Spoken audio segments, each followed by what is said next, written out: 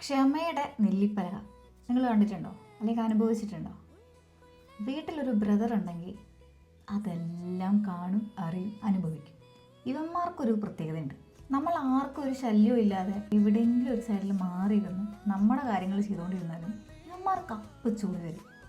പറഞ്ഞ് മടുത്താലും കേൾക്കത്തില്ല. ആളുകളുടെ മുന്നിൽ നിന്ന് നമ്മളെക്കുറിച്ച് നല്ലത് പറയുമോ? വീട്ടിൽ നിന്ന് നമുക്ക് ചീത്ത കേൾക്കാനുള്ള എന്തെങ്കിലും ചാൻസ് നഷ്ടപ്പെടുത്തുമോ? ഇല്ല. പിന്നെ ഇവരുടെ അടുത്തുനിന്ന് കിട്ടുന്ന ഊക്കും കളിയാക്കലും കാരണം നമുക്ക് കുറച്ച് ധൈര്യമൊക്കെ വരും. ഇനി ആരെന്ത് പറഞ്ഞാലും നമുക്ക് കേൾക്കാൻ പോണില്ല. എന്തൊക്കെ പറഞ്ഞാലും ചില സമയത്ത് രസമാണ്. പക്ഷെ ചില സമയത്തുണ്ടല്ലോ, തേക്കാത്ത ചുമരിൻ്റെ മോളൊക്കെ മുഖം പിടിച്ചിങ്ങനെ ഒറ്റയ്ക്കാനും കാലേവാരി തറയിലടിക്കാനൊക്കെ തോന്നും. മാനസികമായിട്ട് നമുക്ക് തളർത്താൻ പറ്റും കേട്ടോ. മുടി കൊഴിഞ്ഞു, കഷണ്ടിയായി എന്നൊക്കെ പറഞ്ഞു കഴിഞ്ഞാൽ തീർന്നു. അപ്പോൾ തിരിച്ചൊന്നും പറയാതെ നിൽക്കുന്ന ഒരു നിപ്പുണ്ടല്ലോ, അതൊക്കെ കാണുമ്പോൾ തന്നെ ഒരു സമാധാനം.